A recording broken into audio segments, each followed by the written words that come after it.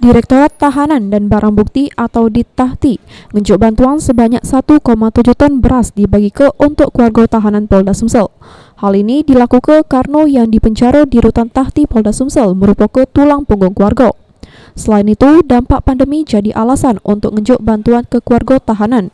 Dengan adanya bantuan cak ini, bisa bantu sama meringankan beban keluarga tahanan yang dipenjara di Polda Sumsel. Kapolda Sumsel Irjen Tony Harmanto melalui Direktur Ditahti Polda Sumsel AKBP Imam Ansori nyampaikan bantuan ini merupakan kepedulian Kapolda Sumsel untuk masyarakat, khususnya keluarga tahanan yang dipenjara di Rutan Tahti Polda Sumsel.